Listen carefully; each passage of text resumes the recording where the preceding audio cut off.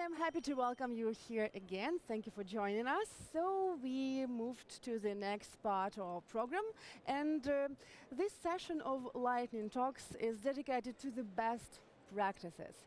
We would like to share with you 3 different examples from civil society engagement in the recovery.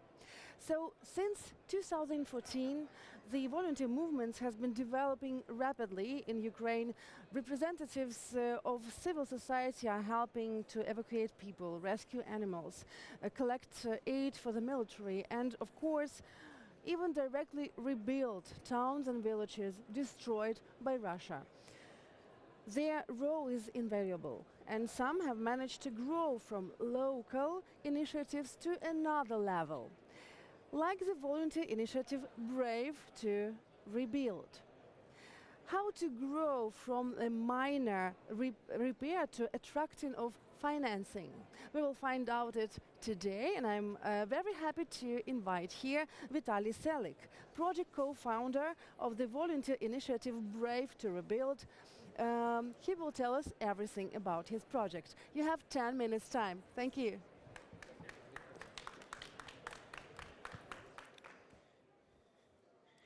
Доброго дня, мене звати Віталій Селик, і 2 роки тому, коли деокупували Ірпінь та Бучу, ми з моєю колежанкою Альоною Крицук вигадали, що потрібно допомагати людям, які потрапили в біду в Ірпіні та Бучі. Бо приїхавши в ці населені пункти, ми побачили, що та кількість руйнувань приватних будинків, шкіл, дитячих садочків значно перевищує те, що спроможні відремонтувати самостійно люди, муніципалітети, обласна влада та держава. Authorities and the state authorities to rebuild. That was the time when we started consolidating our volunteers.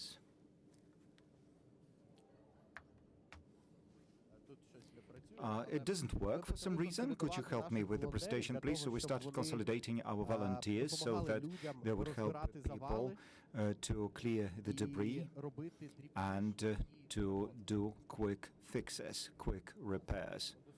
Just a second, please. I need the presentation, please. And those were young Ukrainians, boys and girls, and just within a year we have been capable of engaging 2,000 volunteers from Ukraine and 500 volunteers from other countries, from Australia, from North America, from Europe, and even from Japan and Thailand. You know, this story reminds me of one thing. I could not recollect whether I've seen it before. And then I understood that my own grandmother was telling me that after World War II, at that time she was a young girl, 13 years old, she was helping to clear the debris at the Khreshchatyk in Kiev. So this story is cyclical and repeats, and we do not want it to repeat itself. So we kept on working, we kept on developing, and we were not only clearing the debris, but we were also helping in the deoccupied places like Izium, Kherson, Irpin, and we were organizing humanitarian aid for Kherson when the dam was blown up. Together with our partners from Kherson, we organized a group of people who were helping to dry the buildings after the dam was destroyed. Our bus was operating there. That was the bus that was donated to us by our German partners. We were moving around a lot of cargo in it. In Kherson, it was hit by a missile, but we need to repair it because that truck was given to us by Europe, and we needed to take care of everything that has been donated to us. And then we introduced more systemic feel about work. We started developing our organization from within so as to become stronger, so as to run more global, bigger projects. In the beginning of last year, we made it. We got in touch with You Lead Europe, and we developed a project on the redevelopment of 12 schools that were damaged due to the attacks by the Russians. We knew that rebuilding the schools doesn't make sense to rebuild as it used to be in the past, because the war, on the one hand, is a great calamity. But then, on the other hand, the war is also an opportunity to change things. Many buildings were demolished, and of course we can just rebuild them, but mentally Ukrainians are now ready for change. Ukrainians feel and know that the war may absolutely cancel someone's life, destroy something, level to the ground, but we're going to change things. And if we're changing things, we need to start changing now. And this is when we started approaching different administrations and school administrations and started saying, we want to rebuild your school, but we want to build back better, so that if in the past children didn't want to go to school, now they would want to go to school. So we started using a participatory approach, talking to people, asking about how people want to see their schools in the future. We started studying the experience with the schools in the Netherlands, in Germany, in some other countries, and together with ULEAD Europe and together with the European External Action Service of the European Commission, we ran this project to make children happy. And people and children were coming at us and telling us we have become happier, but it's not only about new and creating something modern. It's also about tradition. For instance, the Mazanka School is one of our flagship projects in the Chernigov region. It's quite far. It's a school that is equally distanced from a number of villages. This is quite an old building. It is a more than 100 years old building.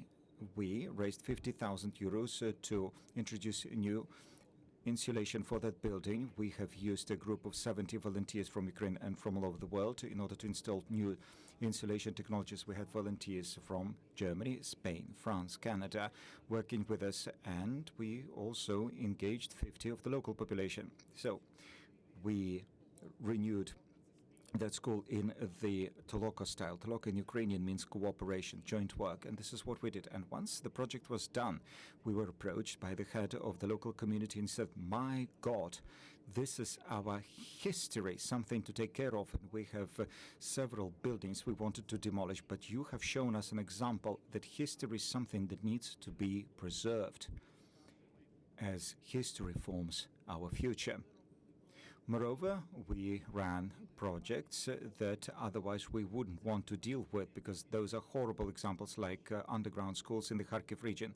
But still we had to do it together with our partners, with the charity foundation, in cooperation with ULEAD Europe and in cooperation with the European Commission. We built 3 underground schools. This is a horrible story when children have to go underground to study without the sunlight. But that's the reality. Russia has destroyed more than 400 Ukrainian schools. 1,500 schools have been significantly damaged. Just think of it. Today, every 7th school in Ukraine has been damaged or leveled to the ground. It's a horrible statistics, but the Russians know that schools are very important. This is place of consolidation of the local population. School means that people stay in a village because people know where to send their children to. And if there are no schools in municipalities are going to die out and leave the place, abandon the place. So this is also one of the effects of the war. Not a direct military hit, but the Russians understand that, and this is how they do it. They simply wish to eradicate schools, but we counteract them, and using non-military measures, we keep on rebuilding schools and kindergartens and healthcare centers. And in cooperation with the GIZ, in cooperation with the European Commission, we started working on the rebuilding of 8 more buildings, 3 schools, 4 medical healthcare centers, and 1 social institution in 3 different regions. We're working in Odessa, Mykolaiv, and Kharkiv regions. There we run projects, we come to a municipality and we ask the people within that community, what is it that you want to see in the future? What is it that you have been missing? You need a healthcare center. Okay, let's do something that will be respected by the local population, because many Many times healthcare centers are very much stressful for the patients. They come to healthcare centers which are not well equipped, where medical personnel are not polite. So we're talking to healthcare personnel to change their attitude. Today is the chance to change. Today is an opportunity to become closer to the European family in many different aspects of life. This is what we're doing today. As we have been developing our experience, we still work with the volunteers. We keep on rebuilding large social institutions. Moreover, as an organization, we are trying to shape new policies and to give new sense. During our work, we have seen that indeed at the regional level it is not enough. We do not have rebuilding managers. The rebuilding managers are those people who could be capable of consolidating the efforts of central authorities, donors, and local communities so that such projects are run on a large scale without our participation as charity organizations, so that every community can do it on its own. And that is why we're working on the development of a new profession, the rebuilding agent. Those are the people, those are the managers who will accelerate such processes in the future, because rebuilding should be inclusive. We should include as many people as possible so as to work effectively, efficiently, and in a very much modern way. Thank you for creating future for children and all the people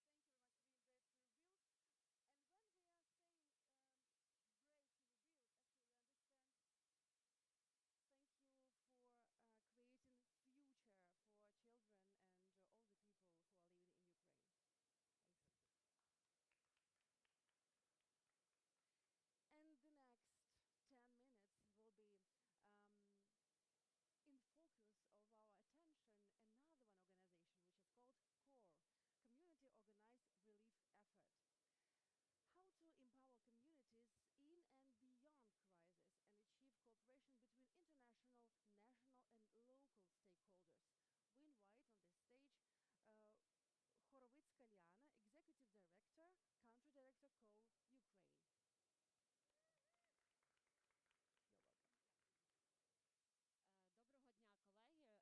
Good day, colleagues. Thank you very much you came here. You know, first and foremost, I'd like to start with some exercise. It's been a hard, long day today. Everybody woke up early. I suggest those who were standing all the time, you sit down, and those who were sitting down, get up. For 1 minute, could you please get up? If somebody can hear me from the back, I do suggest you do that. 2 hands extended forward, and then move your palm back and forth, so there will be better benefits for that. Now, take the fingers of your left and or right hand and try to collect them like this. Try to change them like this. Quicker, faster, quicker and faster. Super. I think that's enough. But again, we stood up a bit and we are sitting a bit. No. Let me start. Our organization called CORE. CORE been founded in 2010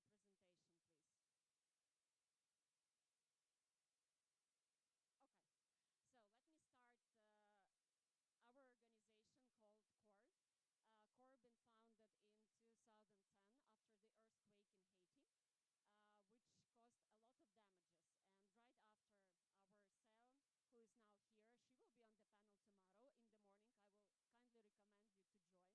join. And Sean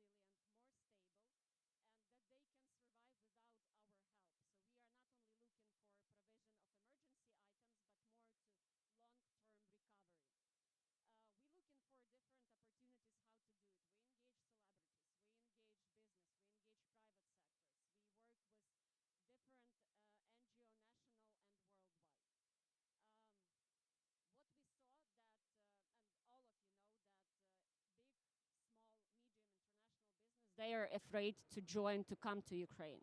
They're afraid because they think that it's not secure, they are not aware about a lot of things. What we are trying to do, we're trying to show them that working by supporting through humanitarian assistance, you can show your commitment, you can understand about country more, and you can do much more in the future when the time would be right for a specific organization. We have our long-standing partner. This is one of the biggest Korean global fund, called SAM, who from the very beginning supported us. And they supported us just because they wanted to help. They wanted to show their support to Ukrainians, and they provided us with $8 million for different needs. We try to find how this money can be spent more impactful, more useful. And for them, we were looking for a community-based approach. We tried to do it more comprehensive other than ad hoc projects. And how we work, we are going to community, we are assess their needs, we are looking for different indicators, criteria that our impact is more relevant, more strong, and support them to be more stable after we left. Because for me, the goal is that Ukraine survive with any international organization, only with Ukrainians, with only small support that is needed for much bigger things.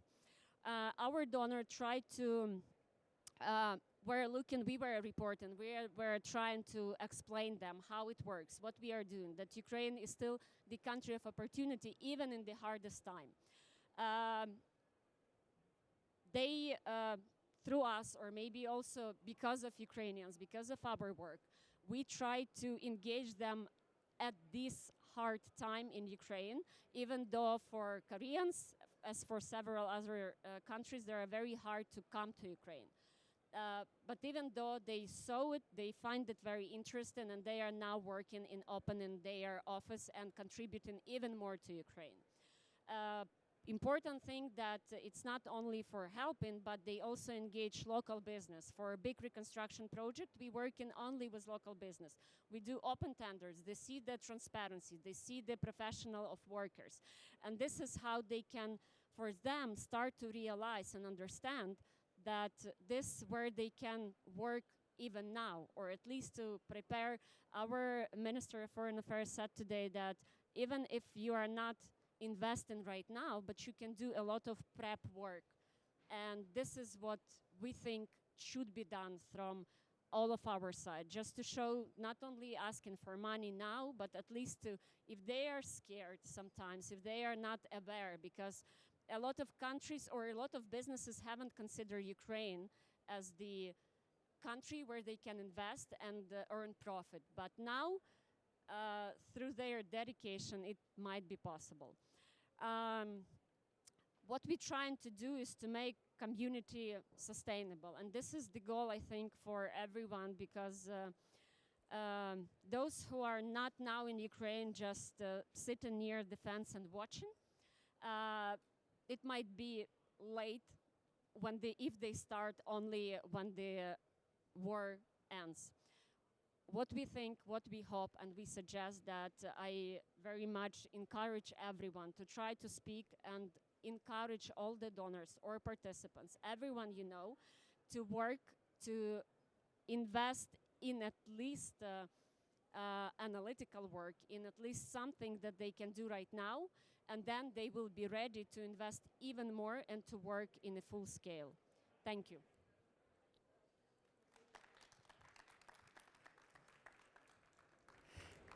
Thank you very much. Some more applause. It was great. It was great that you also mentioned that Ukraine is also a country of opportunities, and it is so. Thank you that you recognize it and doing your job there. Thanks.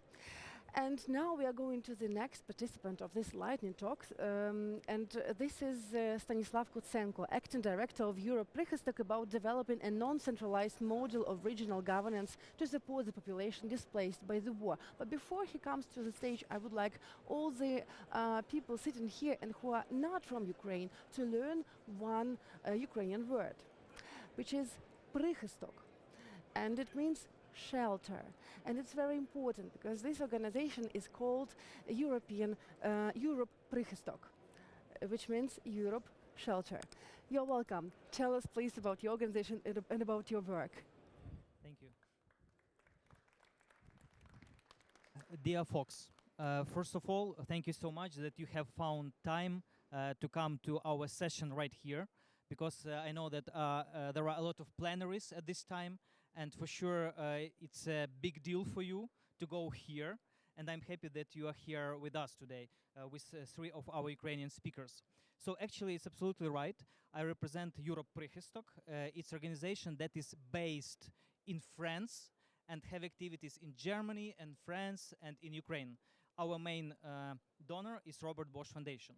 So actually, I will tell you shortly about our experience in developing non-centralized model of regional governance with help of different cities with which we communicate and work in France. Actually, there are like more than 35 cities. So actually, we started our activities in 2022 when the full invasion of Russia started to Ukraine. And we give to children like a bubble of oxygen, the possibility to go to different countries and to forget about war for at least 2, 3, or even 4 weeks.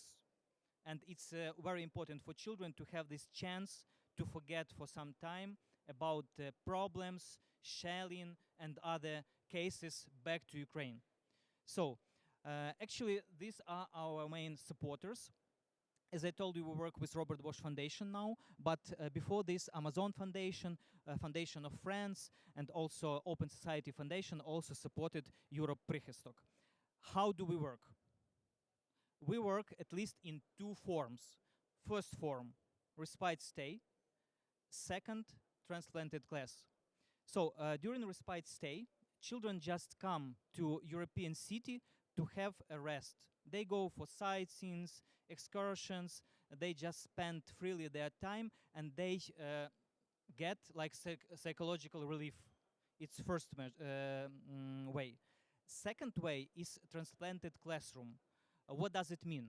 It means that the whole class from Ukrainian school, or maybe like a gathered class from a school, they come to French city and they stay together with French children.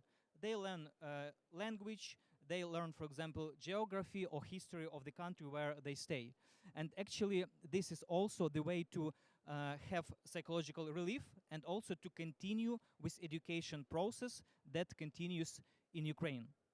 Also, very important, together with these activities, we built twinnings between cities. That cities in France, in Ukraine, and for example in Germany and Ukraine, that had some brotherhood, for example, some twinning, and they didn't work together, we enhance them to cooperate more, you know? And actually, if they don't have such cooperation, we help them with twinning. And in such case, we not only help in humanitarian issues, but also we help to establish some economical cooperation between cities. For example, I remember last one visit, the delegation from Dijon, do you know Dijon, the region in France, they came to Vinnytsia, and they discussed not only the exchanges of children, but also some economical investment in region. So it is our third main goal, to help cities in twinnings. So we have organized, as you see, 36 respite stays in France for over than 783 children, and we plan plus 9 upcoming respite stays in France, and also we have first respite stay in Germany in July 2024. It will be in Bremen, and actually here I am happy today that we established communication with Association of German Cities, and we hope to spread these activities to many, many more German cities. As I told you, we have some supporters, but now we are also looking for some additional funds for another 500,000 euro in order to welcome more and more children, because tens thousands and hundred thousands of children, they need support. They want to go abroad because a lot of children have some psychological issues, like they are scared of sirens and so on and so forth, and they need to have psychological relief. So actually, other activity is reconstruction of collective centers and educational spaces. Here you can see some numbers. Except of helping children, we also reconstructed collective centers. So it was with the help of Swiss Foundation. We helped to 12 communities in Khmelnytsky region. Then, thanks to Foundation of Friends, we helped to 10 more communities in Khmelnytsky region. And also with help of Help Court Italy, we help to Dnipro Regional State Administration, community of Novomoskovsk. You see the amount that we involved, and all this money, they go to communities, not to us, not for organization, directly to communities. We help them in such way. Next steps. We repair educational spaces for children. It means kindergartens, schools, colleges, and so on and so forth. We plan to have 2 stages of involvement potential partners. We do this together with 3 regional administrations, Kherson, Odessa, Mykolaiv, and also methodology for education goes through Ministry of Education, Ukrainian Institute of Education Development. By the way, I work there as well. That's why methodology is really from ministry, and also Institute of Education of Content Modernization. So, together with the help of UNICEF, by the way, we restored already 16 premises, and now there will be up to 46. And then we think about methodology. We plan to have there not only regular education, but also artificial-based learning, virtual reality, augmented reality, flipped classroom models, STEM technologies, and so on and so forth. Here we are looking for additional 3 million euro because this event today, I'm sure, is important also for involving potential investors in order to help Ukraine, in order to help Ukrainian children. So this is main information. Thank you for your attention. Here you can find contacts of Europe Prehistok. It's our general email and our website, but also we can exchange contacts with you after my session. Thank you so much for your attention. Thank you very much for your presentation, and of course we hope that the URC conference will bring to Ukraine potential investors. And actually, it's the end of this session for today, and in the end it's usually we used to summarize everything what we listened to, what we heard, what we found out. And I wrote down, I would like to cite, but actually this idea comes from one session, from one topic to another, and was mentioned also now. So we shouldn't wait till the end of the war, but look for the possibilities to support Ukraine now, on different levels, from culture till economic science and civil society. Thank you very much for all the speakers who took part today. We are looking forward to meet all of you tomorrow. Please, everyone who is watching us on YouTube, please join us tomorrow in the morning. And all the participants who are sitting here, you are very welcome today at 7 p.m. To go to the special event, special reception. The President of the Federal Republic of Germany invites you to join him for a reception in the building next door. I'm sure all of you know where the shuttle drop-off point is, so it's next to this point. You are very welcome to go there in the next 10 minutes. Thanks, everyone. Bye-bye for today.